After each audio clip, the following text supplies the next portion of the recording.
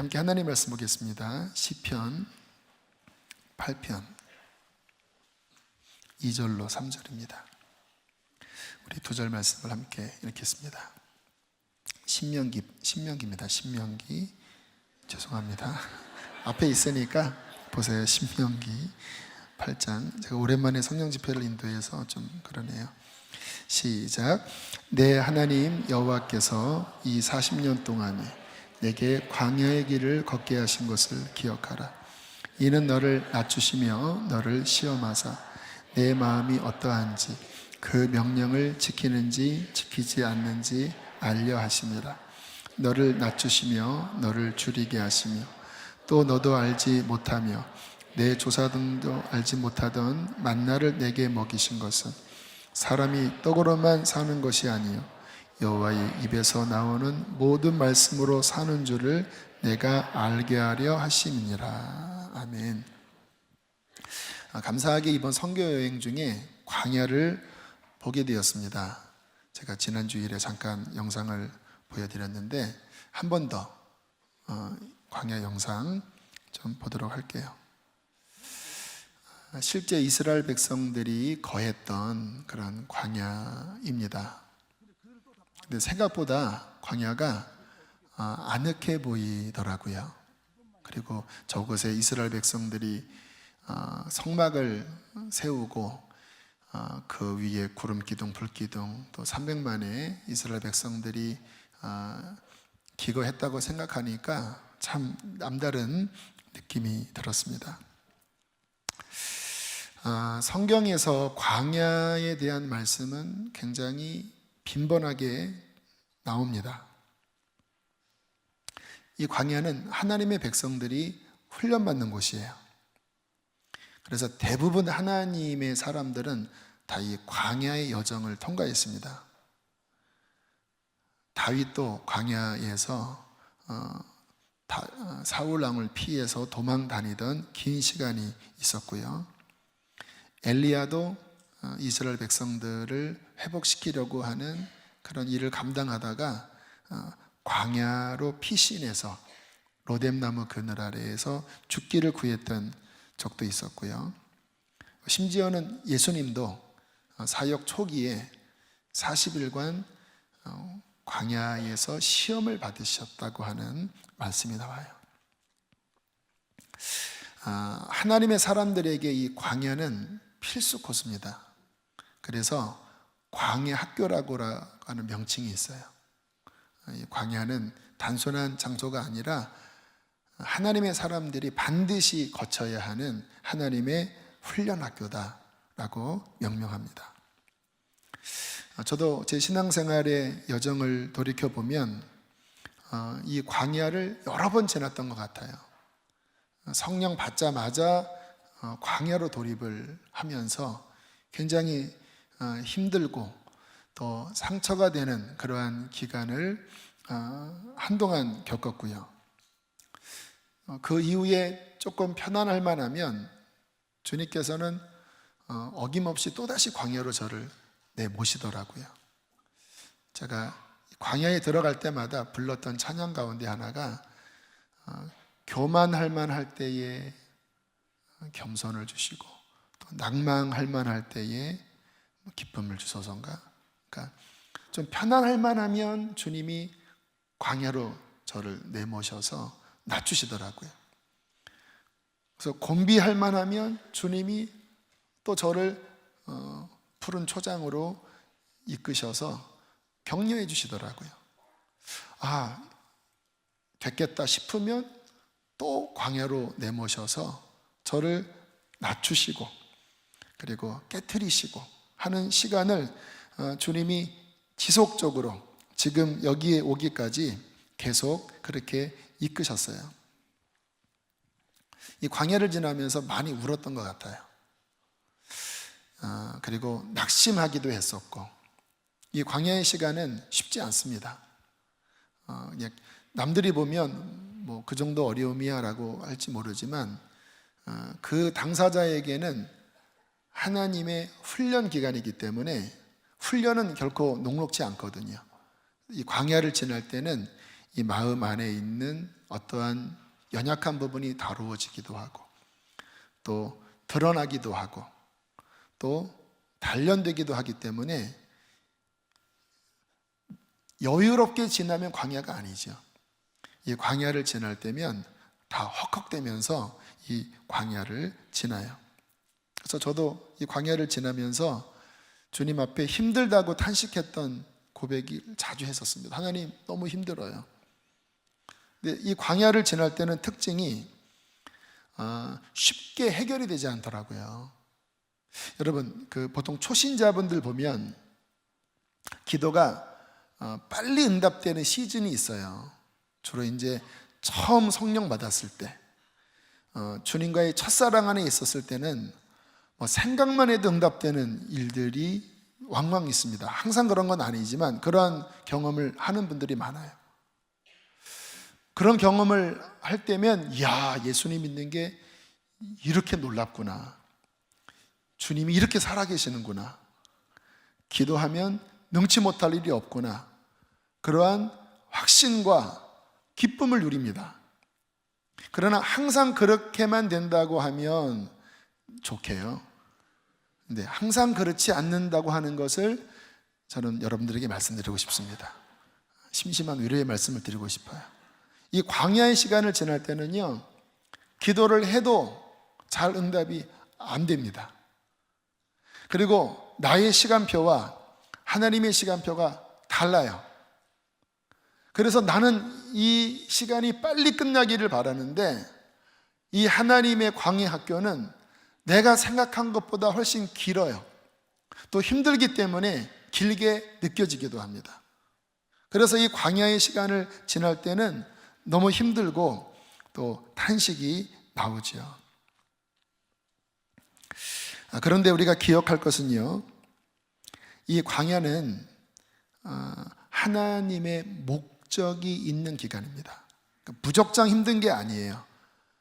장인이신 하나님의 손길 아래 우리가 깨트려지고 부서지고 이렇게 간다고 하죠. 보석을 갈면서 귀한 보석을 만들잖아요. 또 명검을 만들 때 불과 물을 이렇게 통과하면서 명검을 만들듯이, 이 광야는 무작정 힘든 곳이 아니라 하나님의 선한 뜻이 있어서 그 목적 아래 훈련하는 기간입니다.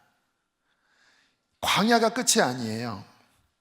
성경에 이렇게 말씀합니다. 신명기 8장 16절, 그 다음 말씀 보여주세요. 함께 읽겠습니다. 시작.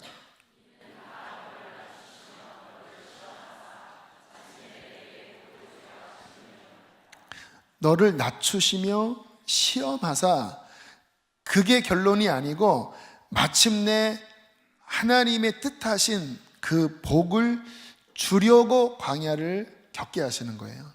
그래서 이 광야를 지날 때 힘들지요. 그러나 소망을 잃어서는 안 됩니다.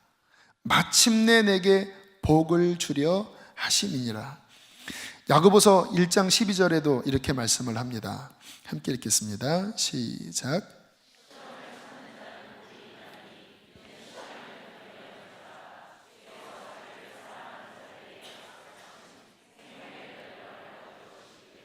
같은 말씀이죠. 참아라. 그것은 복된 것이다. 그 기간을 견디어내면 주께서 자기를 사랑하시는 자들에게 약속하신 생명의 면류관을 얻을 것이기 때문이다. 그 기간을 잘 인내하고 하나님의 목적이 이루어지기까지 그것을 통과하라고 말씀하세요. 좀 전에 지나간 말씀도 한번 다시 보여주실까요? 고린도전서 10장 13절 함께 읽겠습니다. 시작. 오직 하나님은 미쁘사 너희가 감당하지 못할 시험당함을 허락하지 아니하시고 시험당할 즈음에 또한 피할 길을 내사 너희로 능히 감당하게 하시느니라. 여러분 믿으시길 바랍니다. 그 지나고 있는 광야가 감당 못할 광야가 아니라는 거예요. 하나님의 손길이 함께하고 계시고, 그리고 그 광야가 너무 힘들 때쯤 되면 하나님은 분명히 피할 길을 예비하고 그 기간을 통과시키시는 거예요. 그래서 이 광야의 기간을 지날 때 기억해야 될 것, 이 광야가 끝이 아니다. 이 광야를 이기면 하나님의 복이 있다. 그리고 감당하지 못할 시험이 아니라 이것을 감당하도록 주님께서 도와주신다고 마음속에 믿으셔야 합니다.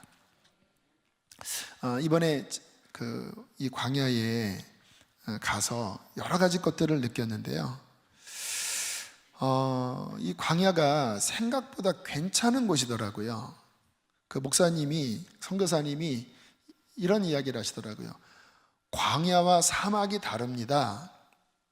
보통 사람들은 광야 하면 뭐 사하라 사막 같은 것을 생각하는데 성경의 광야는 사막이 아닙니다.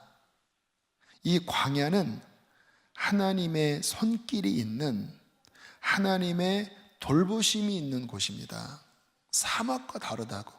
근데 정말 갔더니 사막과 다르더라고요. 이 광야 안에는 하나님이 담아두신 은혜가 있어요. 가장 큰 은혜는 뭐냐면 이 광야에서는요, 하나님이 더 잘 보입니다. 이번에 제가 갔던 곳이 와디럼이라고 하는 곳인데요, 저는 광야 체험도 좋았지만 기대가 하나 있었습니다. 이 와디럼은 전 세계에서 별이 가장 잘 보이는 장소 가운데 하나래요. 그래서 성지순례와 상관없이 일반인들도 전 세계에서 별을 보고 싶어하는 분들이 이곳에 온다고 하더라고요.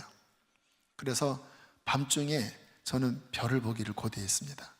근데 약간 이렇게 모래먼지가 이렇게 불어서 생각하는 것만큼은 아니었지만 그래도 은하수도 보이고. 잠깐 보여주실까요? 제가 찍은 건 아니고 인터넷에서 와디럼 별 했더니 요거의 한 60% 정도의 별이 보였어요. 그러니까 이런 은하수도 보였고, 이렇게까지 많은 별들은 아니었지만 제가 예전에 청해성 갔을 때는 이 정도 별이 보였거든요.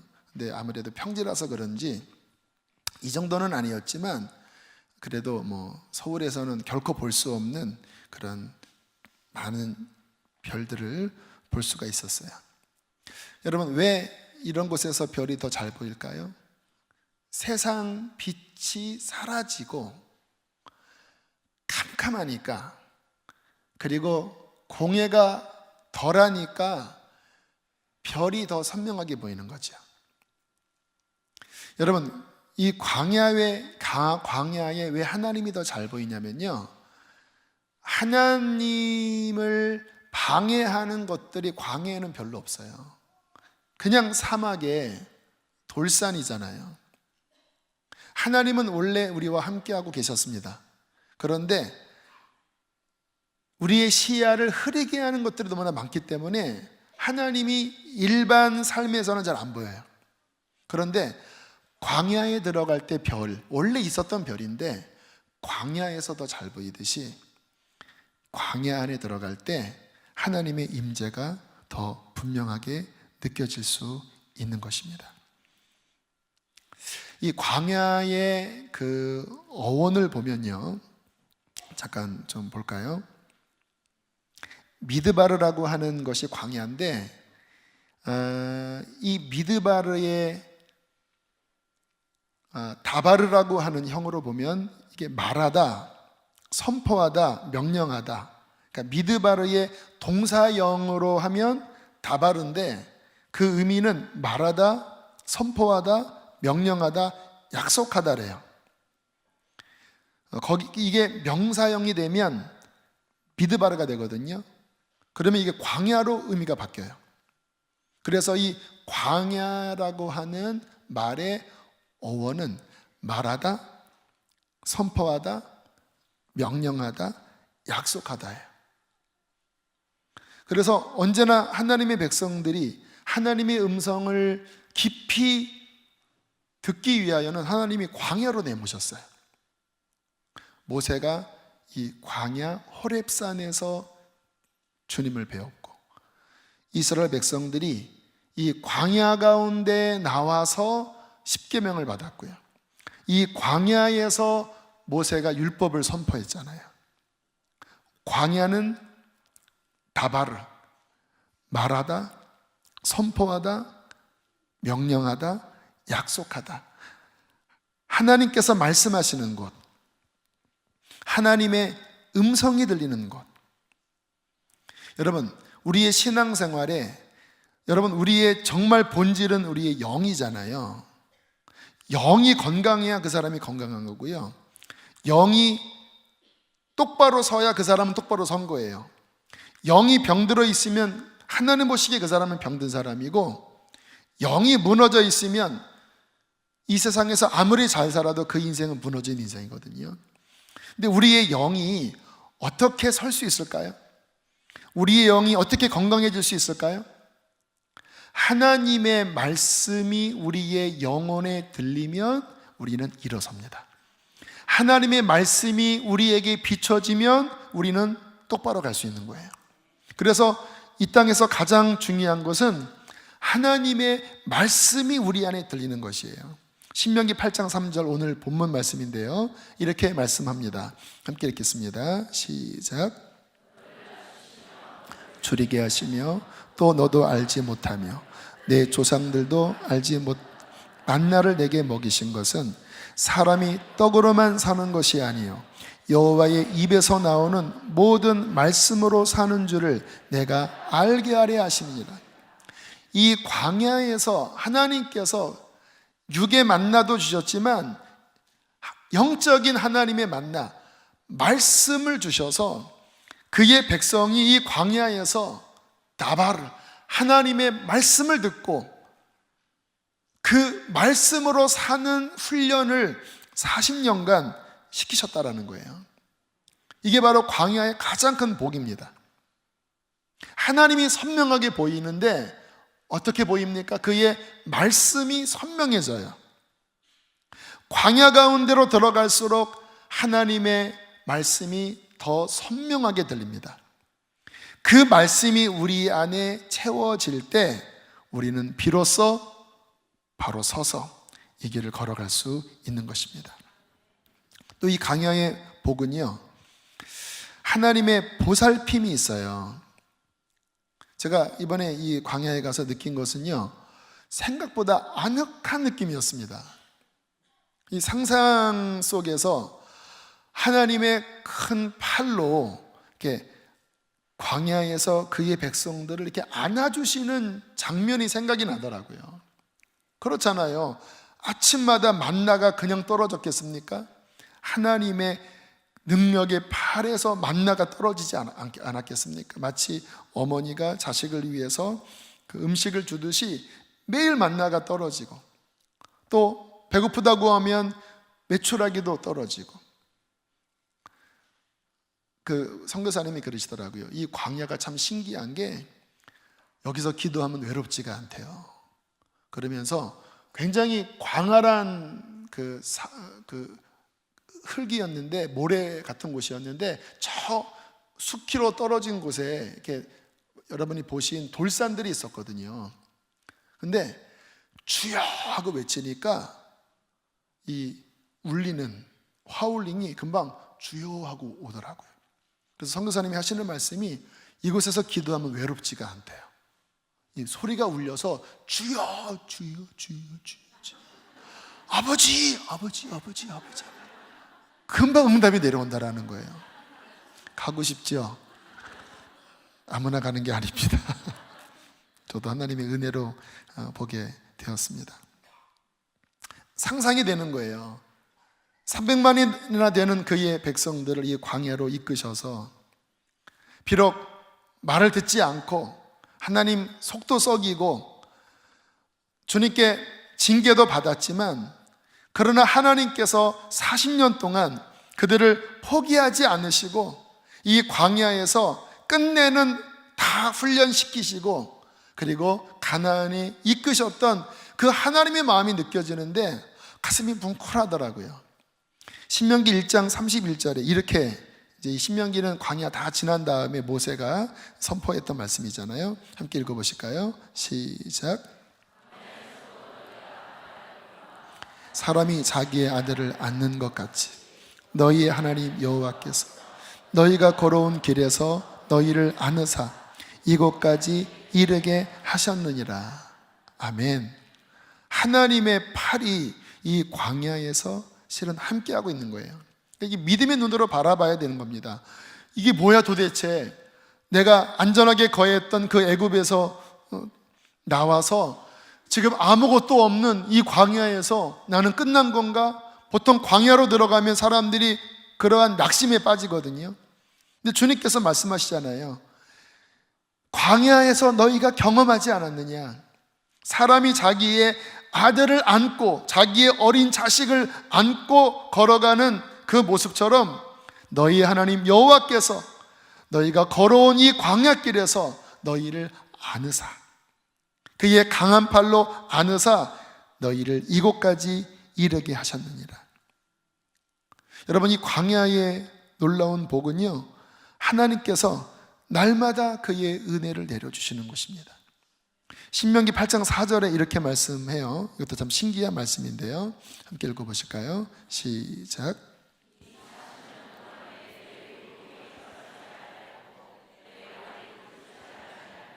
하나님의 초자연적인 돌보심이 있었어요.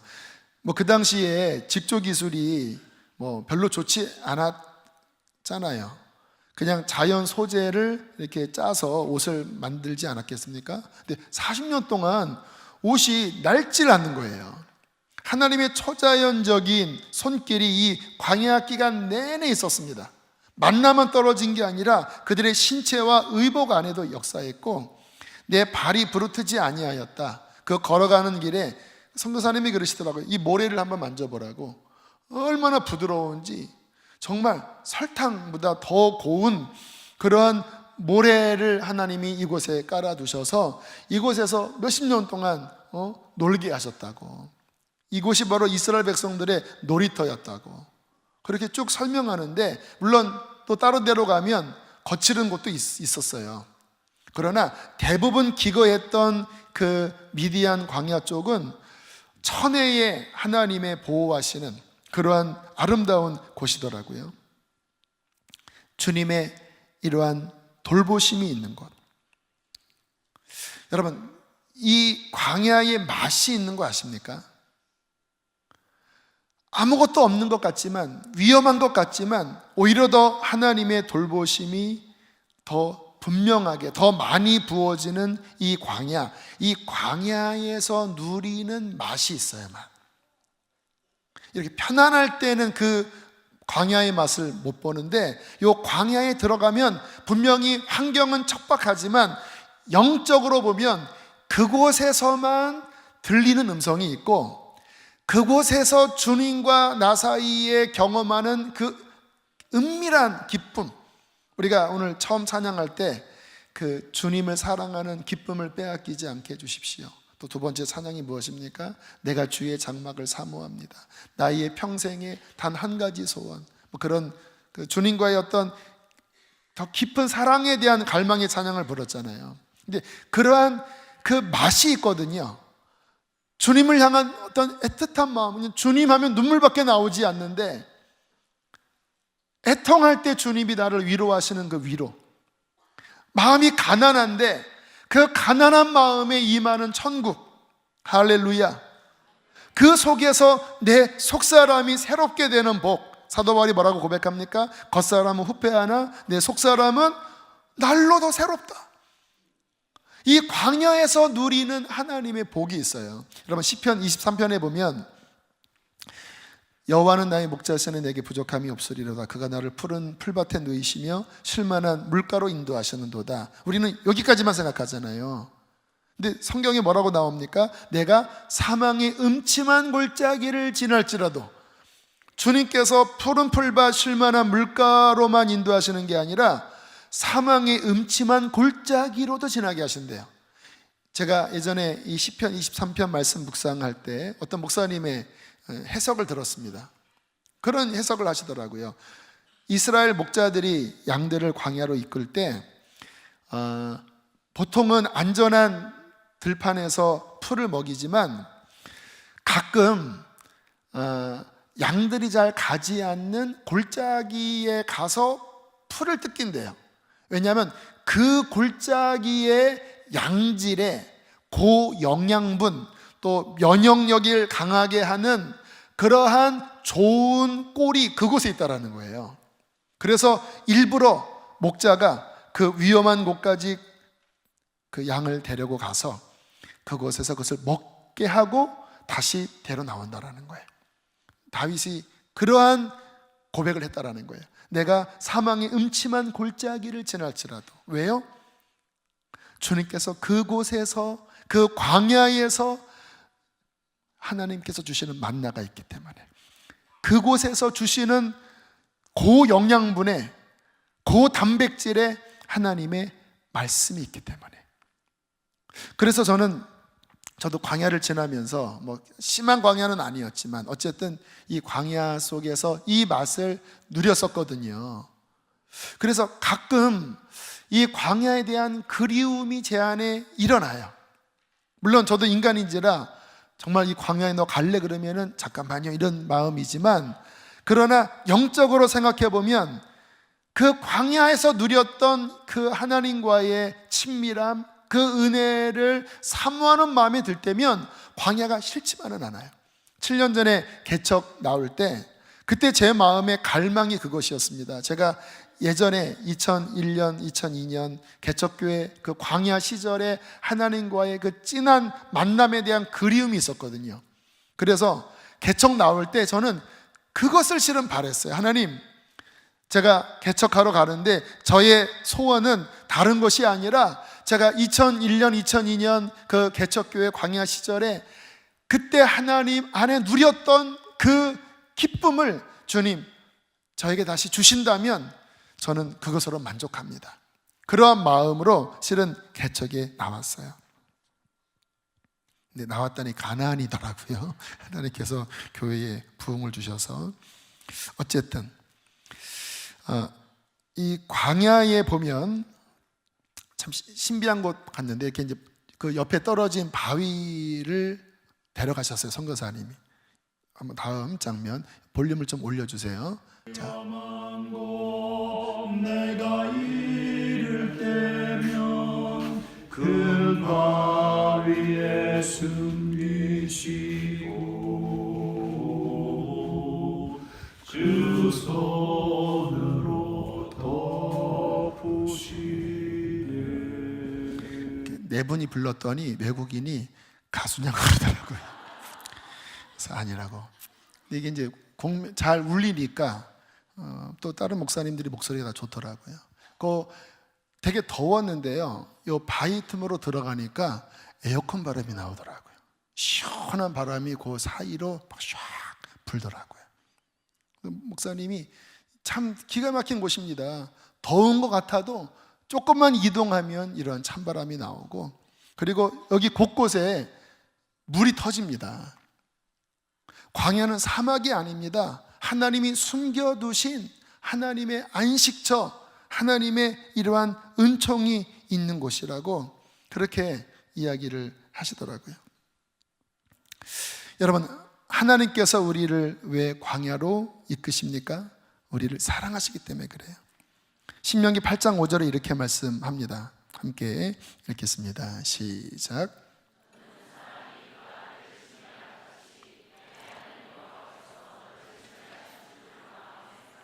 그 다음 말씀 히브리서 12장 6절 시작.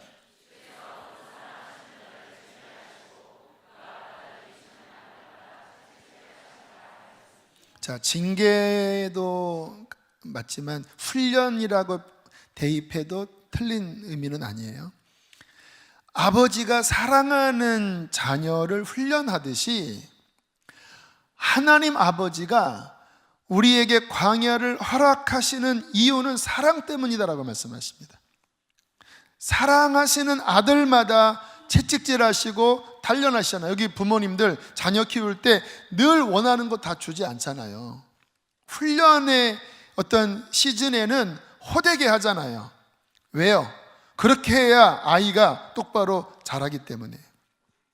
여러분, 광야는 하나님 사랑의 초대입니다. 그래서 정말 하나님의 자녀들이라면 반드시 이 광야의 기간을 평생 거칩니다. 처음부터 끝까지 광야는 아니에요. 그러나 좋을만 하면 주님께서는 우리를 사랑하시기 때문에 다시 환경을 흔드셔서 광야를 겪게 하십니다. 그리고 견디지 못할 만하면 다시 또 피할 길을 주시고, 좀 헬렐레 거릴만 하면 다시 광야로 인도하시고. 할렐루야. 광야는 축복입니다. 아멘 소리가 작아. 이러시면 안 됩니다, 여러분. 다시 한번. 광야는 축복입니다. 억지로 하시네요. 반드시 우리는 주님 안에 있을 때 이 광야의 길을 지납니다. 아마 이곳에서 지금 굉장히 많은 분들은 이 광야를 크든 작든 지나고 있을 거예요. 자, 오늘의 본론입니다. 이 광야를 지날 때 어떻게 해야 할까? 반드시 이 광야를 우리는 통과해야 하는데, 이 광야를 어떠한 마음으로 통과해야 할까? 우리가 성경을 아는 것처럼 이스라엘 백성들은 이 광야를 승리롭게 통과하지 못했어요.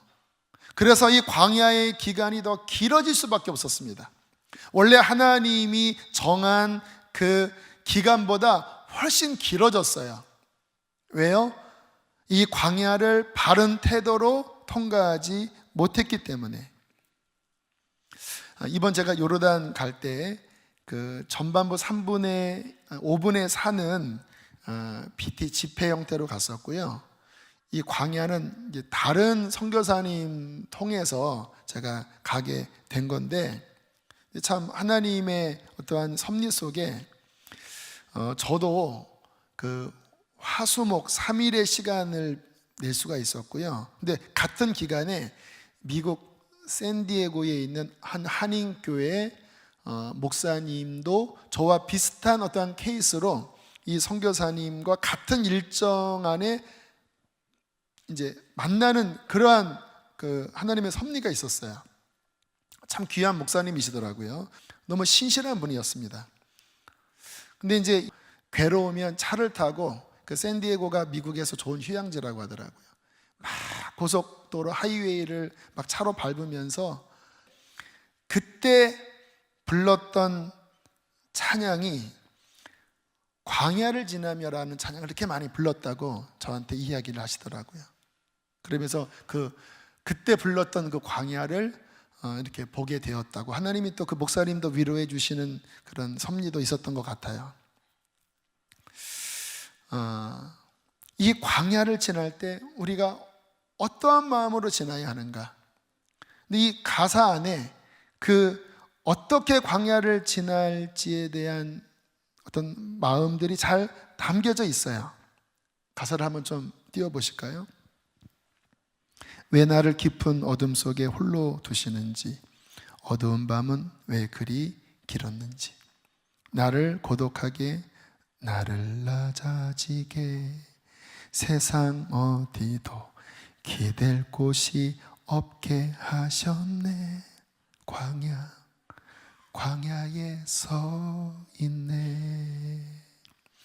주님만 내 도움이 되시고, 주님만 내 빛이 되시는, 주님만 내 친구 되시는 광야. 주님 손 놓고는 단 하루도 살 수 없는 곳, 광야에 서 있네. 다시 한번.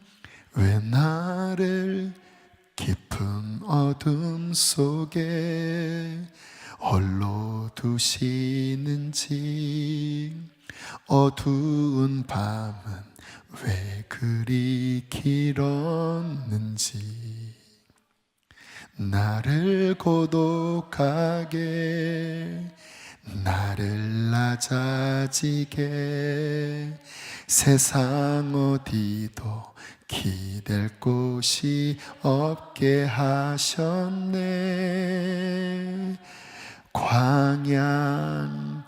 광야에 서 있네. 주님만 내 도움이 되시고 내 빛이 되시는, 주님만 내 친구 되시는 광야. 주님 손 놓고는 단 하루도 살 수 없는 곳 광야. 주께서 나를 사용하시려, 나를 더 정결케 하시려, 나를 택하여 보내신 그곳 광야. 성령이 내 영을 다시 태어나게 하는 곳 광야에 서 있네. 내 자아가 산산이 깨지고 높아지려 했던 내 꿈들도 님 앞에 내려놓고, 오직 주님 뜻만 이루어지기를, 나를 통해 주님만 드러나시기를. 광야를 지나며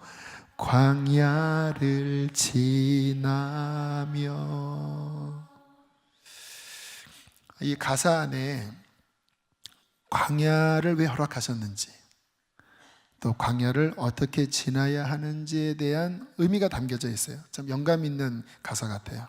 여러분, 이 광야는 믿음의 훈련을 하는 곳입니다. 속사람을 단련시키는 곳이에요. 그래서 이 광야의 기간에 우리가 해야 될 중요한 게 두 가지가 있는데, 첫 번째는 믿음을 훈련해야 합니다.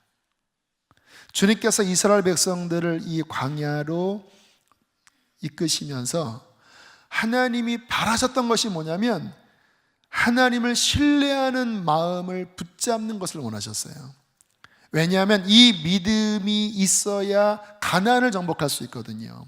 여러분, 가나안은 믿음의 세대가 들어가는 곳입니다. 가나안의 정복은, 그 유업은 믿음을 가진 자가 얻는 것이에요. 이 여호수아 세대는, 여호수아가 예수님이라고 하는 같은 어원, 구원자라는 뜻이거든요. 호세아, 여호수아, 예수아 다 같은 의미예요.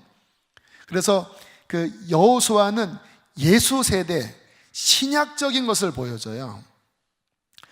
이 하나님의 유업을 얻는 이 신약적인 세대의 특징은 믿음의 세대입니다. 할렐루야. 근데 이 믿음을 언제 훈련합니까? 광야에서. 아무것도 없지만 믿음의 눈을 들어보면 아무것도 없는 게 아니에요. 날마다 만나가 떨어지고, 구름기둥 불기둥이 있고, 다바르 하나님의 음성이 들리고, 하나님의 보호하심이 있는 그곳은 믿음의 눈을 들어보면 보이는 곳이거든요. 근데 믿음의 눈을 들어보지 않고 육신의 눈으로 바라보면 이게 도대체 무슨 꼴이냐.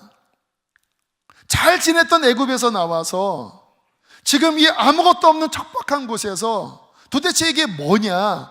여러분, 동일한 환경에 믿음의 눈으로 바라보느냐, 육의 눈으로 바라보느냐가 하늘과 땅 차이인 거예요. 이 광야에서 하나님이 바라시는 것은 하나님의 선한 뜻 가운데 나를 단련하시려고, 나를 훈련하시려고 이 광야 가운데로 인도하셨으니, 하나님, 내가 더욱 주님만을 바라보겠나이다. 내 연약한 믿음을 더 강건하게 하여 주십시오. 믿음을 써야 합니다. 여러분, 예수님께서 겨자씨만한 믿음에 대한 말씀을 하시잖아요. 왜 겨자씨만한 믿음을 말씀하셨냐면 실제 우리가 믿음이 별로 없어요. 저도 잘 믿는 것 같지만 막상 어려움이 와보면 제 속에 믿음이 얼마큼인지 실체가 드러나요. 너무너무 작아요. 그런데 그 어려움 중에 믿음을 훈련하는 거예요. 비록 사람인지라 저도 이렇게 이야기하지만 당장 광야로 들어가면요, 걱정될까요? 안 될까요? 걱정돼요. 당장 문제가 닥치면 두려움이 올까요? 안 올까요? 와요. 이거는 육체의 본성은요, 이게 어쩔 수가 없더라고요. 그런데 믿음의 훈련은 뭐냐면 내 본성은 그렇게 반응을 보이지만 내 영으로 그 상황 가운데 주님을 바라보는 가운데 믿음을 의지적으로 붙잡는 훈련을 하는 거예요. 훈련입니다. 억지로라도 그 자그마한 믿음을 꺼내서 사용해야 돼요. 하나님, 주님이 나와 함께 하십니다. 주님, 저는 그것을 믿겠습니다. 내 육신의 마음은 여전히 흔들리고 낭망이 찾아오지만 믿음이 없을 때는 그곳에 내가 함몰되거든요. 이스라엘 백성들처럼.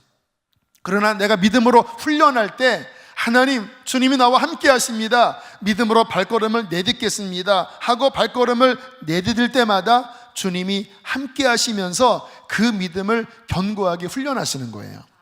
이 광야에서만이 믿음이 단련되어지고 강화됩니다. 주님은 우리의 믿음을 훈련시키셔서 마침내 가나안을 주기를 원하세요. 가나안은 믿음에 훈련받은 자만이 유업을 얻는 곳이에요. 그래서 이 광야 기간 가운데 아무것도 안 보인다 할지라도, 환경이 척박하다 할지라도 자꾸 믿음을 써서 훈련하셔야 돼요. 믿음의 눈을 들어서 주님을 바라보셔야 돼요. 그래서 오늘 이 광야에 대한 말씀도 믿음 시리즈의 연속성상에 있습니다. 광야에서 믿음을 붙잡으라. 지난주에 복음 인카운터를 했잖아요. 근데 청년 중에 한 자매에게 테스트가 있었습니다. 하필이면 지난 토요일 복음 인카운터 때 본인이 시험을 보고 이제 1차 합격을 하고 2차 최종 시험 보는 그 시험이 두 곳이나 공기업 두 군데나 토요일 오전과 오후에 딱 걸린 거예요. 처음에는 오전만 이야기를 해서 저도 고민을 했지만 그래도 뭐 저는 막 무대뽀로 하는 그런 그 스타일은 아니라 그러면 점심까지 올 수 있다고 하면 오전에 그 시험을 보고 그리고 점심부터 참여하는 것은 청년이니까 아직 여린 믿음이니까 또 직장 중요하잖아요. 그래서 한편으로는 아쉬웠지만 그래도 허락하겠습니다. 그렇게 이야기를 했어요. 근데 얼마 지나지 않아서 다른 데도 합격했는데 그 시험은 오후라는 거예요. 그래서 그랬죠. 오후까지는 봐줄 수 없습니다. 선택하시라고. 만약에 오후까지 시험을 본다고 하면 그러면 복음 인카운터 참여 못하고 제자훈련 다시 다음번에 받는 것으로 그렇게 하시는 것으로 이렇게 이제 도전을 줬어요. 근데 자매가 결단을 내리고 어쨌든 50%잖아요. 요즘 취업 어렵잖아요. 더군다나 공기업이면 너무나 중요한 본인에게는 기회 아니겠습니까? 근데 오후를 포기하고 오전 것만 보고 끝내는 이제 복음 인카운트에 왔어요. 근데 이번에 담당 목사님한테 이야기를 들었더니 그 하나 본 시험에 합격을 해서 좋은 결과가 나왔다고 이야기를 하더라고요. 합격 안 해도 괜찮아요. 그러나 그 자매는 하나님께서 합격하는 쪽으로 은혜를 주셨습니다. 근데 중요한 것은 그 상황에 어떤 테스트가 있었어요. 근데 그 테스트에 어쨌든 후반부를 포기하면서 본인은 통과했거든요. 근데 그때 본인은 하나님 앞에 기도할 때 나는 그냥 시험 보러 가고 싶어요. 오전, 오후 다 하고 싶어요 라고 기도했대요. 그러나 기도할 때마다, 주님을 바라볼 때마다 마음 깊은 곳에 포기해야 된다, 하나는 포기해야 된다라고 하는 마음이 들어서 힘겹게 하나를 포기했다고 하더라고요. 여러분, 광야를 지날 때 이 태도가 중요합니다. 육신의 마음은 유혹을 받지요. 육신의 마음은 흔들리지요. 그러나 그럴 때마다 믿음의 눈을 들어서 주님을 바라봐야 돼요. 여러분, 평상시 편안할 때 주님 바라보는 거는 어렵지 않습니다. 그러나 그 테스트가 올 때, 광야의 기간에 주님을 바라보는 것은 쉽지가 않아요. 고개가 땅으로 꺼진다라니까요. 이스라엘 백성들의 광야에서 그 탄식을 한 게, 여러분, 우리는 이해해야 합니다. 우리는 아마 더 했을 거예요. 근데 주님이 바라시는 것은 뭐냐면 그 기간 가운데 믿음의 눈을 들어 주님을 바라보는 것입니다. 그리고 믿음으로 주님의 뜻을 선택해야 하는 것입니다.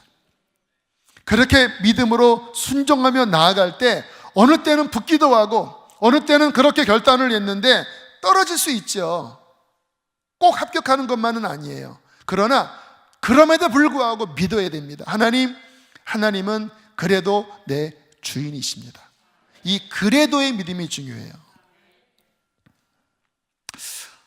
제가 이 믿음 시리즈 설교할 때 그 화초에 대한 이야기를 했습니다. 그래서 사진을 보여주면서 화초가 이렇게 살아나고 있습니다 얘기했거든요. 지금 어떻게 됐을까요? 돌아가셨습니다. 노랗게 돼버렸어요. 그거를 보면서 고민되더라고요. 사람들이 저를 만나면 그 화초 여전히 잘 살아, 이런 질문들을 하는데 그냥 슬쩍 지나갈까? 또 이런 이야기하면 어떤 분들은 낭망하는 것은 아닐까? 한 그 유머가 생각이 났어요. 옛날에 그 많이 그 이야기됐던 유머인데, 그 지하철에서 어떤 그 상인이 잡상이라고 아나요? 갑자기 까먹었네. 아무튼 그 파는 분이 딱 지하철에서 딱 칫솔을 꺼낸 다음에, 여러분 이것이 무엇입니까? 칫솔입니다. 딱 뒤를 보여주면서 뭐라고 써 있습니까? Made in Korea, 한국산입니다. 그런데 이 기업이 망했습니다 하고는 쭉 나눠줘서 이거 하나 1,000원입니다 하고 쭉 걷었더니 이제 4개밖에 안 팔렸어요. 4개 팔렸습니다. 내가 실망했겠습니까? 실망했습니다. 내가 포기하겠습니까? 나는 포기 안 합니다. 다음 칸이 있으니까요 하고 넘어갔대요. 그게 생각이 나더라고요. 화초는 돌아가셨지만, 그러면 그 화초와 함께 내 믿음이 꺼진 거냐? 안 꺼집니다. 실망했냐? 실망했습니다. 그러나 저는 또 다음 도전을 할 거예요. 목사님 좀 이상한 믿음입니다. 저는 그 화초 사는 거 보고 참 대단하다 생각했는데, 목사님 좀 너무 이상한 믿음 아닙니까? 저도 좀 고민은 돼요. 화초가 중요한 건 아니지만 제가 말씀드리고 싶은 것은, 믿음 생활을 하다 보면 이러한 일도 실은 와요. 화초가 막 풍성하게 살았으면 얼마나 좋을까요? 어쨌든 돌아가셨어요. 다시는 부활하지 않아요. 그러나 그럼에도 불구하고 낙심치 않고 또 숨기지 않고 정직하게 이실직고 하고 할렐루야. 우리 안에 이 광야의 길을 걸으면서 합격할 수도 있고 떨어질 수도 있고 또 이해가 안 되는 환경 중에 괴로울 수도 있지만, 그러나 여전히 믿음의 눈을 들어 주님을 바라보면서, 주님, 이 광야에 하나님이 나와 함께 하십니다. 이 믿음을 훈련할 때 믿음이 단련되어지는 거예요. 아까 읽었던 야고보서 1장 12절 다시 한번 읽어보실까요? 시작.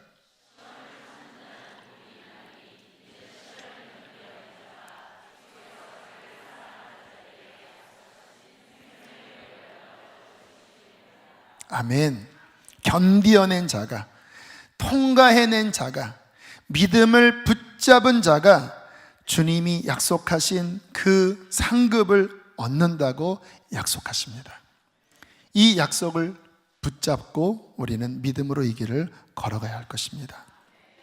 두 번째, 이 광야에서 아까 우리 그 가사를 보면 이러한 가사가 맨 마지막에 나와요. 내 자아가 산산이 깨지고 높아지려 했던 내 꿈도 주님 앞에 내려놓고 오직 주님 뜻만 이루어지기를, 나를 통해 주님만 드러나시기를 광야를 지나며. 이 가사를 고백하면 마음이 숙연해져요. 그리고 마음이 잠잠해져요. 한편으로는 좀 두렵기도 해요. 그런데 이 마지막 가사가 이 광야를 지나면서 하나님이 계획하신 가장 본질적인 부분입니다. 여러분, 이 이스라엘이 광야를 지나면서 결국 40년간 돌다가 그 1세대들이 갈렙, 여호수아 외에는 다 죽었는데, 이 영적으로 해석해 보면요, 결국 이 광야에서 죽은 세대가 누구냐면 애굽 세대입니다. 이 애굽 세대는 무엇을 의미하냐면 자아, 옛사람을 의미해요. 옛날을 늘 그리워하는 내 자아 본성, 그 애굽에서 사탄의 종로로 됐을 때 이 육신의 정욕에 사로잡혀서 지냈던 그 옛사람이 애굽을 의미합니다. 이스라엘 백성들이 이 광야를 헤매면서 이 옛사람의 아주 끈질긴 반응들을 보이는 말씀들이 나오는데요, 민수기 11장 5절, 6절 함께 읽어보실까요? 시작.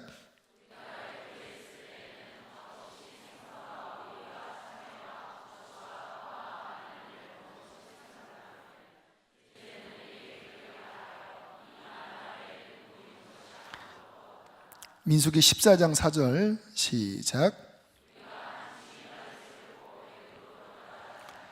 네, 이 세대는 결국 광야에서 끝났어요. 다 죽었어요. 40년 동안 돌면서 다 죽었는데, 이 세대의 특징은 애굽을 그리워해요. 애굽에서 먹었던 것, 애굽에서 즐겼던 것, 그리고 하나님의 말씀, 그 만나는 이제 지겨운 거예요. 뭐 회개해라, 뭐 믿음을 붙잡으라, 뭐 하늘의 소망을 붙잡으라. 그게 이제 지겨워요. 이 만나 외에는 맨날 또 그거냐, 맨날 또 뭐 십자가냐, 맨날 회개냐, 맨날 성경 이독하라고. 나 십독하는 게 이제 나 읽기 싫어. 또 봐, 진짜 지겹네. 그리고 딴 것들을 막 우리가 찾는 마음. 여러분 혹시 그러지 않나요? 저도 성경을 많이 읽다가 어느 시간이 되면 또 봐, 이런 마음이 속에서, 그때 이 말씀이 생각나더라고요. 이 만나 외에는 보이는 것이 아무것도 없도다. 애굽에 있을 때에 먹었던 부추, 파, 마늘, 고기 가마, 차라리 애굽으로 가자.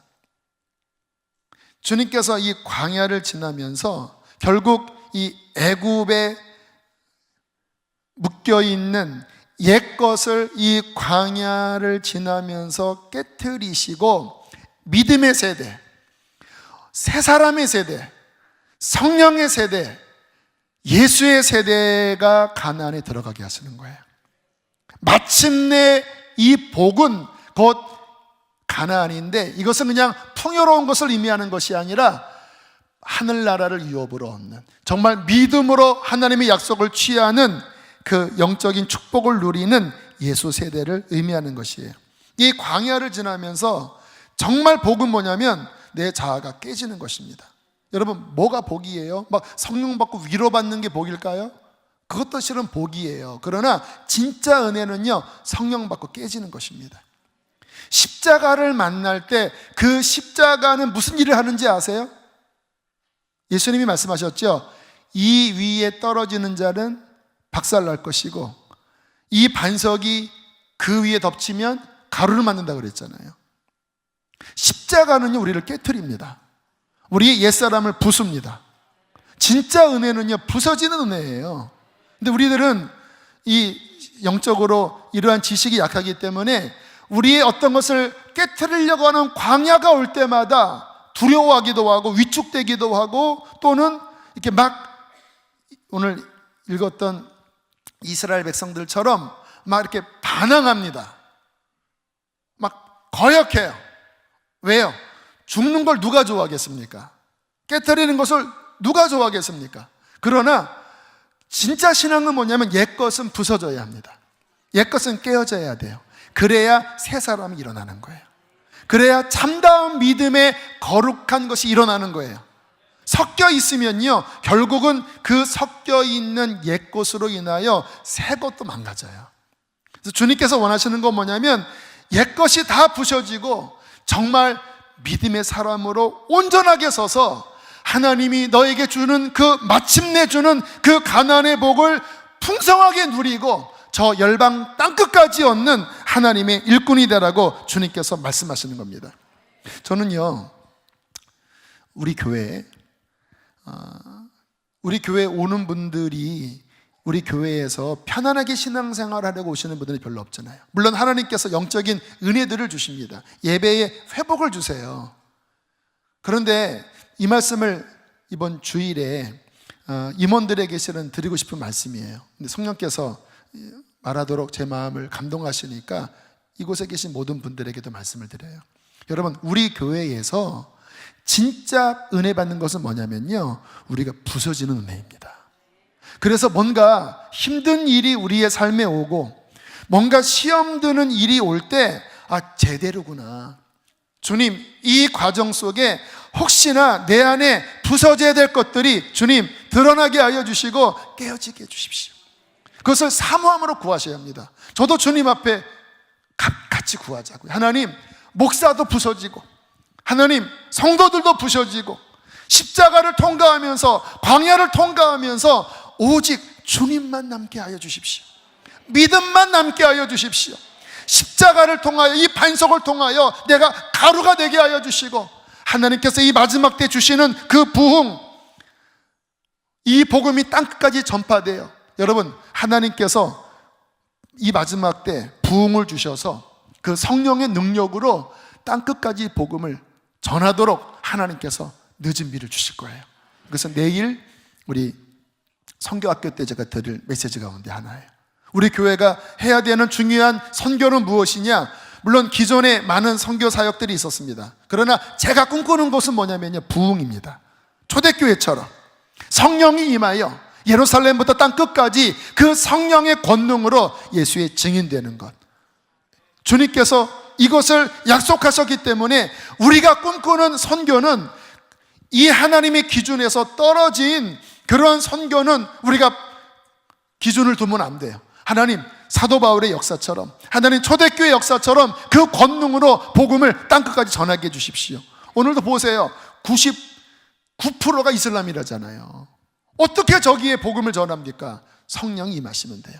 근데 그것을 온전히 받는 그릇은요, 광야를 지나면서 나의 옛것이 부셔지고 이 광야를 지나면서 예수만 남고 광야를 지나면서 믿음에 훈련된 그리스도의 사람, 그들을 통하여 하나님의 부흥이 일어나서 땅끝까지 나가게 될 것입니다. 사랑하는 성도 여러분, 주님의 이 기쁘신 뜻이 있기 때문에 주님은 우리를 사랑하셔서 광야를 지나게 하십니다. 광야는 하나님의 사랑의 학교입니다. 이 광야는 하나님의 품입니다. 이 광야를 지나면서 정말 하나님의 아름다운 사람으로, 참다운 믿음의 사람으로 변화되는 저와 여러분 되시기를 주의 이름으로 축복합니다. 우리 함께 이 시간 찬양하겠습니다.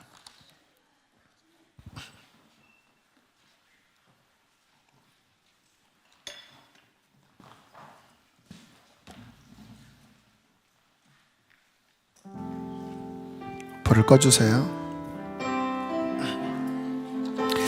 오늘 말씀 앞에 주님, 내가 이 광야를 지나며 그런 사람 되길 원합니다라고 마음 주시는 분들이 있다면 일어나도 좋겠습니다. 왜 나를 깊은 어둠 속에 홀로 두시는지, 어두운 밤은 왜 그리 길었는지, 나를 고독하게, 나를 낮아지게 세상 어디도 기댈 곳이 없게 하셨네.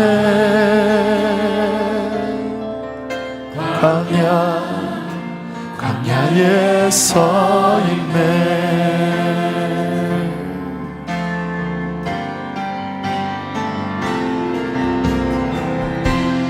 주님만 내도 흠이 되시고 주님만 내 빛이 되시는 주님만 내 친구 되시는 광야.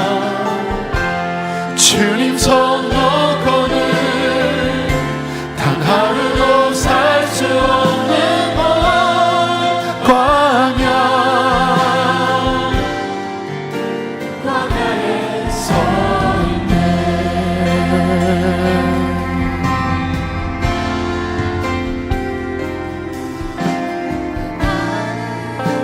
깊은 어둠 속에 홀로 두시는지 어두운 밤을 왜 그리 길었는지 나를 고독하게 나를 낮아지게 세상 어디도 기댈 곳이 없게 하셨네.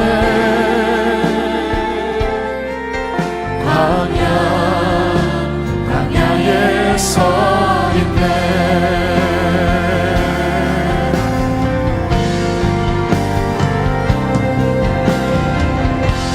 주님만 내 도움이 되시고 주님만 내 빛이 되시는 주님만 내 친구 되시는 광야.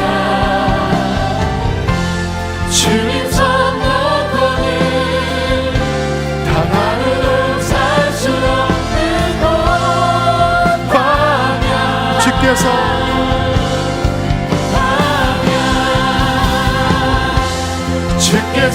나를 사용하시며 나를 더 정결케 하시며 나를 택하여 보내신 그곳 광야.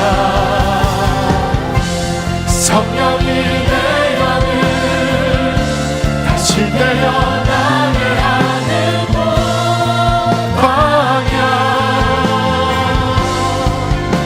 광야에 서 있네.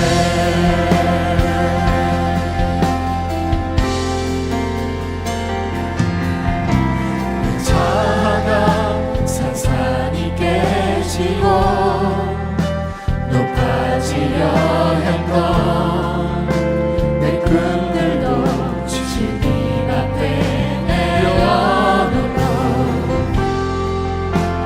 오직 주님 뜻만 이루어지기를 나를 통해 주님만 드러나시기를. 함께 시간 기도합시다. 하나님, 내가 여기 있나이다. 주님, 나를 단련하여 주십시오. 나를 정금같이 되어지게 하여 주십시오. 믿음의 사람이 되어지게 하여 주십시오. 옛것이 다 부서지게 하여 주시고 주님만 내 안에 거하는 하나님의 사람 되어지게 하여 주시옵소서. 우리 주여 크게 두 번 부르시고 함께 통성으로 기도하시겠습니다. 주여